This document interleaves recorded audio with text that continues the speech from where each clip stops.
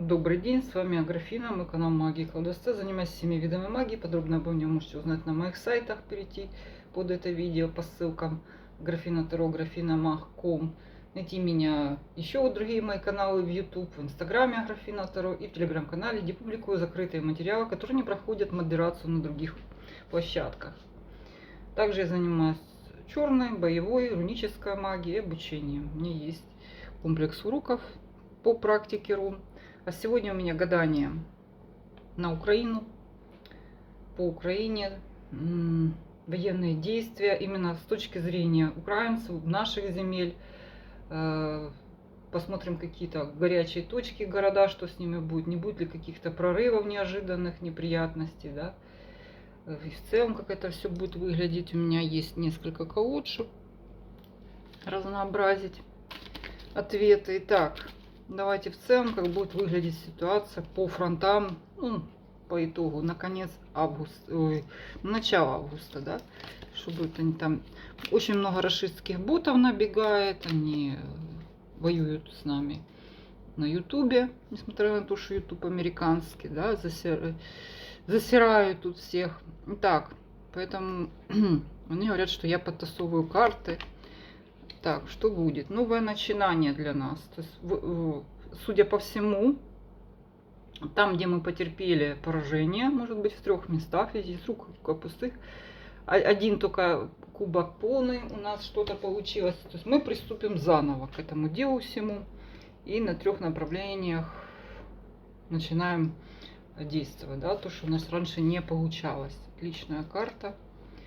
Не видно какого-то там негативного прорыва. Давайте все-таки проверим, будет ли какая-то неприятная неожиданность по плане завоевания серьезного какого-то новых земель, что они куда-то там что-то опять начнут жечь, как они любят, да, освобождать. Королева Пентаклей, нет, серьезного какого-то успеха они не достигнут. То есть ни областной центр, ни серьезный город они не возьмут уже все. То есть мы остаемся твердо на прорыва я не вижу какого-то там. Так, ну сейчас будем конкретику задавать вопросы по конкретным территориям, то, что тревожит людей. Итак, будут ли какие-то еще серьезные теракты, как это было в Кременчуге, как это было под Одессой? Ну, в целом, что впереди? Да, вот на начало августа, считаем 7 августа. Всадник мечей. Всадник мечей это да. То есть, хуже уже не будет того, что было. Всадник мечей это однозначно будут гатить. Скорее всего, что какими-то ракетами ближней дальности.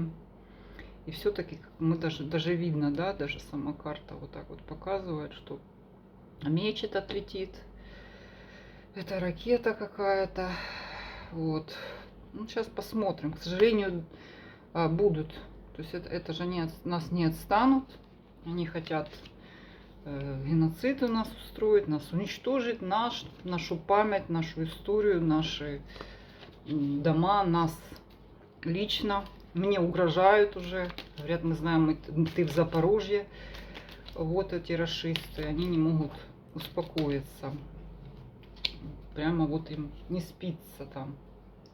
Казалось бы, нормальные люди, но у них это норма считается, что где-то там в Украине раскладываешь карты, и они мечтают, чтобы захватили Запорожье, что-то сделали со мной. Ну, вот такие вот люди.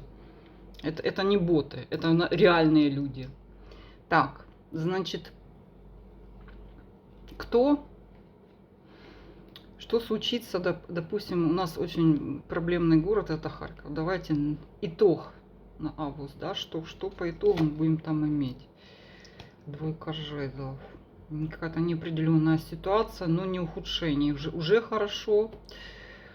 То есть будут ближе, будут дальше подходить. Не серьезных каких-то ухудшений тут нет. Давайте посмотрим, что будет происходить именно по ударам. 7 мечей будут прилетать, конечно. 7 мечей перевернута. Ну, какие-то не... Скорее, все-таки артиллерийские, какие-то небольшие расстояния, но они будут себя проявлять. Давайте какие-то, насколько опасно для людей. Вестник Пентаклей. Ну что, будут люди, которые в жилье каком-то находятся, в каких-то своих домах и высотках в том числе. Поскольку будет разрушено их жилье, ну, соответственно, будут страдать и люди, к сожалению. Будет ли какие-то ухудшения там по линии фронта, еще что-то тут, тройка, что-то Харьков, прям прицепились к этому Харькову. Да, причем они по мелочи. Вот они каждый день по чуть-чуть долбят и долбят, и долбят, и долбят. Давайте так. Двойка жезлов. Начало августа. Что мы имеем по Харьковскому фронту? Звезды. Ну, это такое, надежды. Что-то Харьковский фронт немножко у нас грустный. Давайте. То есть каких-то серьезных таких терактов нет. Вот они каждый день долбят и долбят.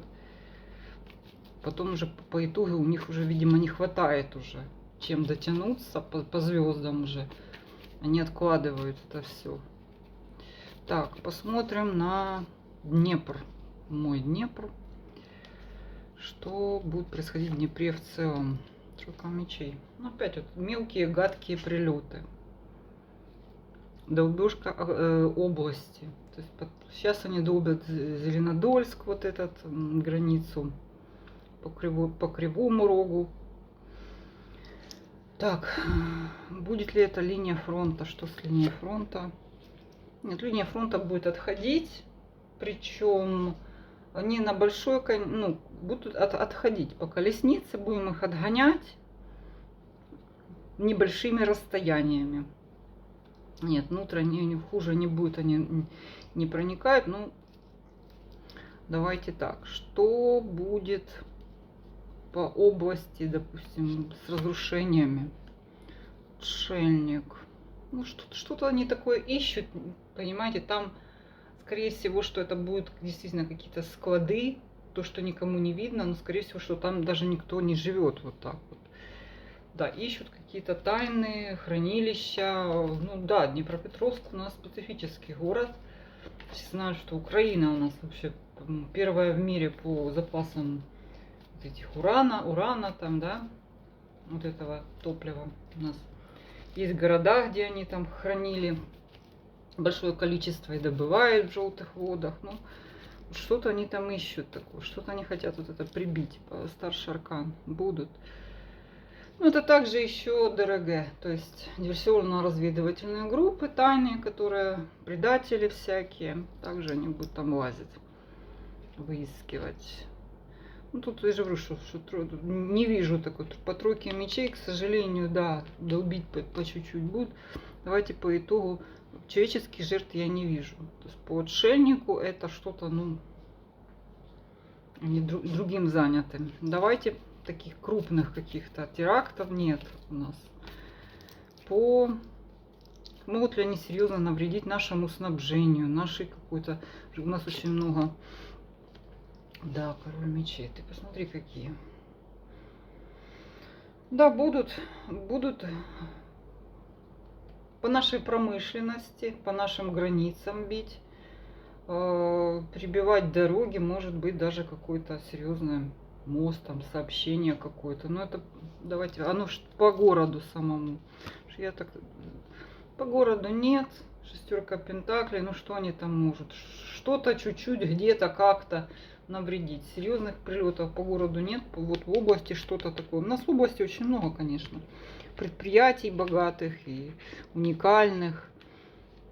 Это да. Кривой Рог. Вот они ищут, да, Кривой Рог, опять же, это скорее касается, они ищут что-то там спрятано, и вот это вот они ищут, чтобы это долбануть по нем. Либо какие-то оружие ищут. Ну, по жертвам нет. Им мешают останавливать. Так, что у нас? Днепродзержинск. вообще нет, тихо тут, тройка жезлов. Не продержаться вообще, тихо життя. Есть какие-то беспокойства в плане того, что возможно, что вот какая-то дорога в эту сторону будет нарушена. Есть нарушение снабжения дороги.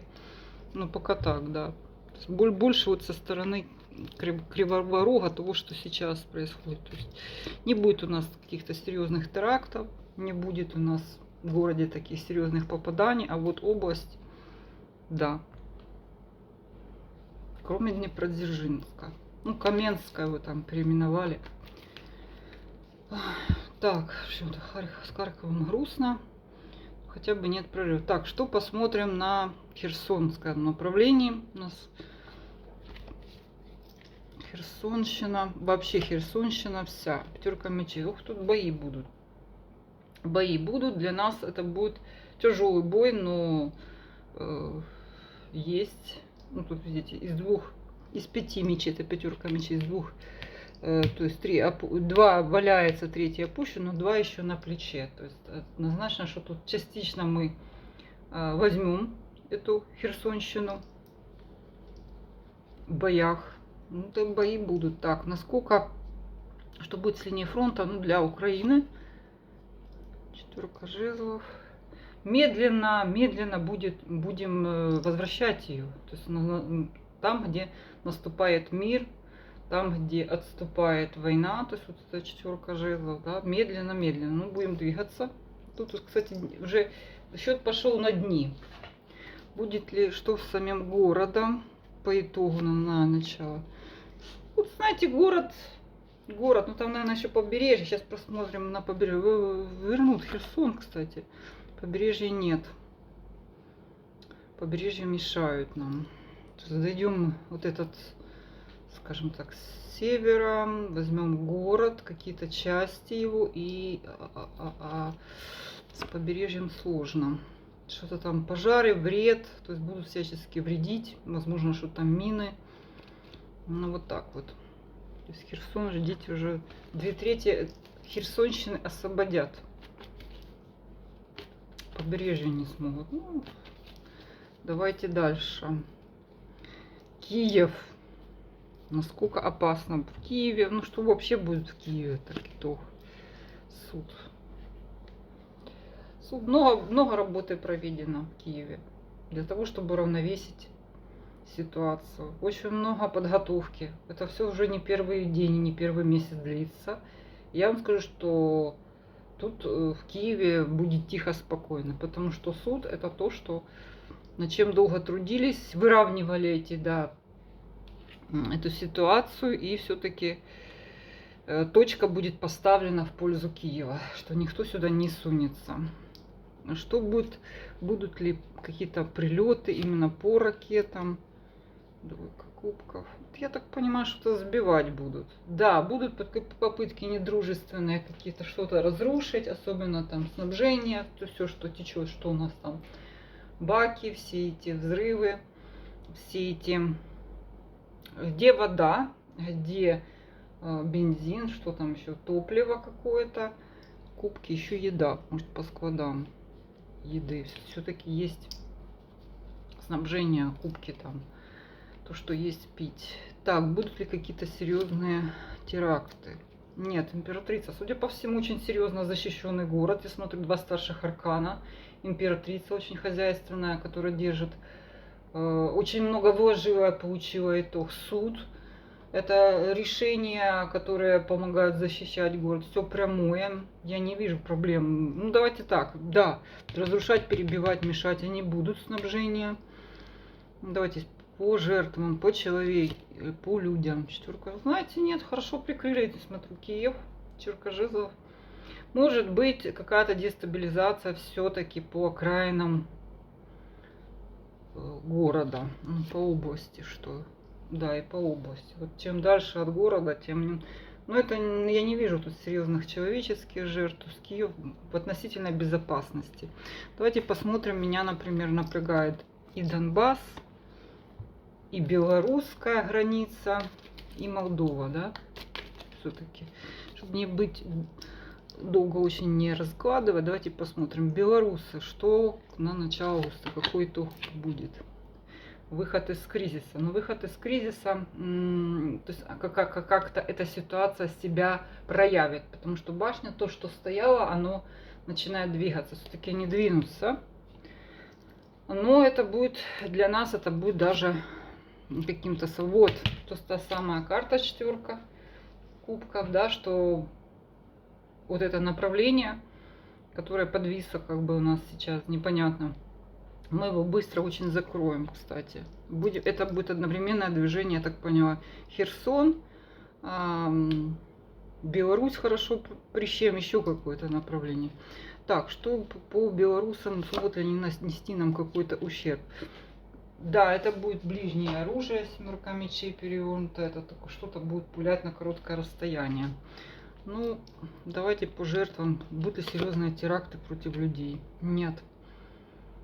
Походу у них что-то не хватает. То ли дальности, то ли людей, то ли мощности.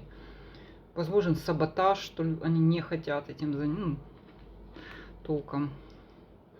Хотя по семеркам мечей, конечно, обстрелы будут. Ага, пойдут они. Что по итогу для нас в целом это? Всадники. Мелкие, да, это будет все-таки он открыт, но для нас, нам придется там воевать. По всадникам мечей их отбивать. Будут они, ну, как они сейчас нас обстреливают ракетами, что? Сколько опасно, то есть я не вижу каких-то серьезных тут. Тут нет таких карт прям тузы мечей, там тройки, пятерки. По итогу короли кубка. Что-то нам там напортят, какое-то снабжение, да, серьезного вреда для снабжения, серьезного вреда для людей тут нет. Да, но двинутся они. Так, дальше у нас Донбасс меня беспокоит очень сильно. Так, что Донбасс? Итог. Семерка мечей. Угу. Они начнут... На Донбассе, конечно, жарко, но уже будут ракетами быть в основном. То, что они делают, когда какими-то такими среднедальнобойными орудиями. Или близко расстояние ракет близкое. То есть вот они, когда не могут дотянуться уже до чего-то, они начинают ракеты. На Донбассе сложно. Что по мах? Ага. Нет, мах. Вот это последняя, я так поняла, их движуха. Дальше Донбасса они не держатся, поскольку тут мах. Мах это квалифицированный, грамотный вояка, скажем так, генерал, главнокомандующий. Начнется первая единица, это номер этого аркана, то есть начнется какая-то серьезная очень операция, продуманная, без лобового столкновения. Что будет с этими территориями на начало? Пока эти территории мы не отвоевываем, но то есть улучшение, я скажу так, ситуации будет. В каком плане? Что тут практически фронт замер, особо его нарушают, да, летят какие-то ракеты. По сути, я тут не вижу серьезных военных, как бы их нет. Да, обстреливают ракетами, да, и разрушают что-то, в основном снабжение войны. Вот война остановилась, я ни всадников не вижу, ничего. Что будет с этими территориями, допустим, дальше, до октября? Разрушение, тяжело с питанием, с едой. Я уже так добралась. Да, с Донбассом очень долго будем разбираться. Пока так. Теперь посмотрим, еще какое направление меня волнует. Запорожьина. Запорожская область, она рядом с Херсонской. Тоже у нее есть выход к морю, да. Также вот Мариуполь еще там, это Донецкая область. Давайте посмотрим, что будет по Запорожщине. Тройка пентаклей. Ну, Запорожье никто, естественно, на него не двинется. Тут еще участвует какая-то третья сила, консультации идут. Что будет ли вестники? Ну, тут, дороги, очень много мелких деятелей, предателей, возможно, наводчиков. Но это все, видите, они даже без коня. То есть они без серьезного оружия, такой вот гадости. Куда, что будет с линией фронта, ну, для Украины? Дестабилизация. То есть будут они отрывать нас по этой линии фронта, мешать нам, пытаться его где-то прорвать, навредить материально. И что для людей? Нет, тут я не вижу больше тут по Запорожчине, чтобы... Они где-то затаились, судя по всему, они ушли прятаться, будут где-то прятаться, не особо себя проявлять. И дойдем ли мы, будет ли там Мелитополь в сторону, что будет происходить. Будем нападать на них. Они будут как уходить, потому что они не сопротивляются. Видите как? То есть они куда-то... Дойдем ли мы до воды? Кстати, до 8 жезлов, как ни странно, в какой-то момент очень быстро... То есть получается так. К Херсонщине мы не сможем подойти к воде, а тут подойдем. Ну как, интересно. И Мариуполь. Королева кубков.